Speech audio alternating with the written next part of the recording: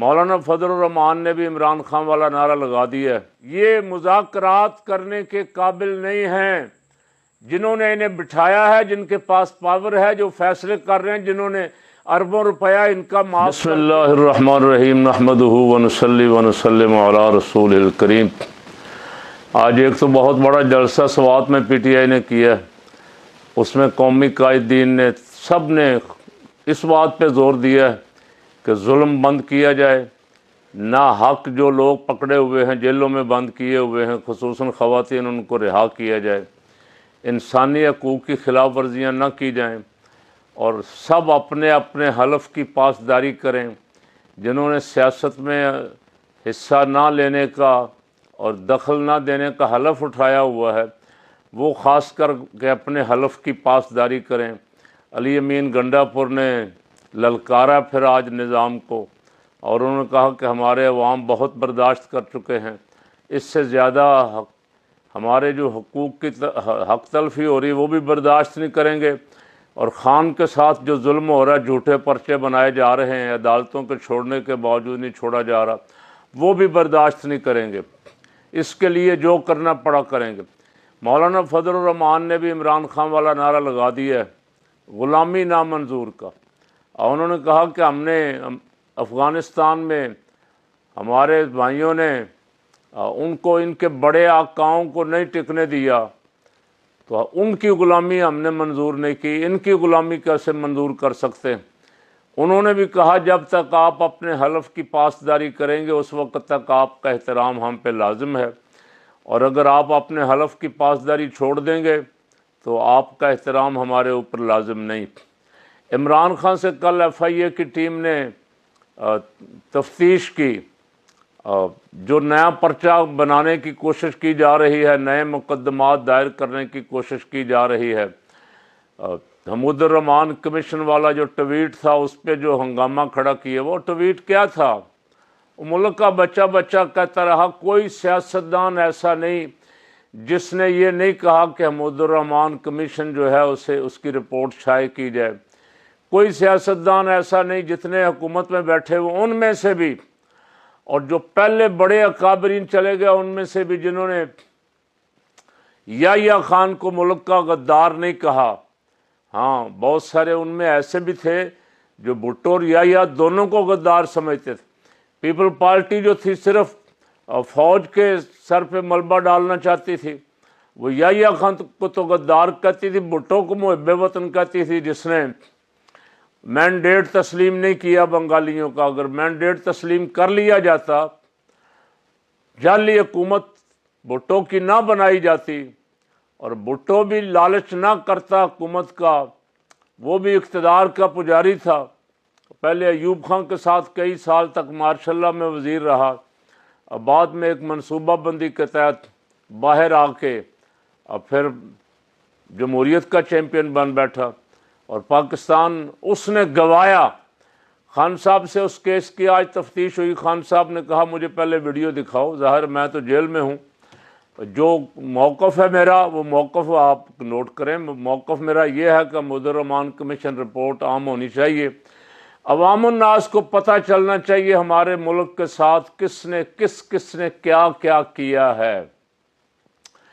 تیسرا، محمد علی درانی صاحب ہمارے دوست ہیں، ہمسائے ہیں، محلے دار ہیں، نامی گرامی سیاستدان ہیں، مشرف کے دور میں وزیر اطلاعات بھی رہے، پچھلے دنوں بہت سرگرم تھے معاملات طے کروانے کے لیے خفیہ قوتوں کے اور خان صاحب کے، لیکن بات اڑ گئی کہیں۔ کل ان کا پھر ایک بیان چھپا ہے، شاید انہوں نے پھر کو ملاقات کی، انہوں نے کہا یہ قیدی نمبر 804 جو ہے یہ کسی صورت ڈیل نہیں کرے گا، کوئی کمپرومائز نہیں کرے گا۔ گزشتہ سماعت جو قاضی فائز عیسیٰ نیب ترامیم کی سماعت تھی، جسے قاضی صاحب ہیڈ کر رہے تھے، جس میں خان صاحب نے اپنی تجاویز دیں، خان صاحب نے ان سے کہا کہ قوم سپریم کورٹ کی طرف دیکھ رہی ہے، انسانی حقوق کی خلاف ورزیاں ہو رہی ہیں۔ قاضی صاحب اس میں اور ان کے ساتھی مذاکرات کے اشارے دیتے رہے کہ مذاکرات کریں۔ اب سوال یہ ہے مذاکرات کس سے کریں؟ मियाँ नवाज शरीफ से, और यही तो इमरान खान का बयानिया था, जरदारी से करें। वो यही कहता है कि मैं चोरों से मुज़ाकरात करूं, इनको जिन्होंने बिठाया है वो मेरे साथ मुज़ाकरात करें। चूंकि इनको बिठाने वालों ने इनको जाली तरीके से बिठाया, ये अवामी मैंडेट लेके नहीं आए, ये मुज़ाकरात करने के काबिल नहीं हैं। जिन्होंने इन्हें बिठाया है, जिनके पास पावर है, जो फैसले कर रहे हैं, जिन्होंने अरबों रुपया इनका माफ़ करके, इनको बुला के साफ सुथरा करके हुकूमतें दी हैं, उनसे हम मुज़ाकरात करने के लिए तैयार हैं, ताकि वो हमारा मैंडेट जो है पहले तो वापस करें, इंसानी हकूक़ की जो खिलाफ वर्जियाँ इस मुल्क में हुई हैं उनका इजाला करें। तो खान इसका माना ये अच्छा, उसका जवाब भी आ गया। जो जज साहबान ने इशारे दिए थे कि मुज़ाकरात करें, खान साहब उस पर भी डटे हुए। अभी तक मुज़ाकरात के लिए कोई ओके उन्होंने नहीं किया, लेकिन इधर उधर से कुछ साफ़ी खबरें छोड़ते हैं।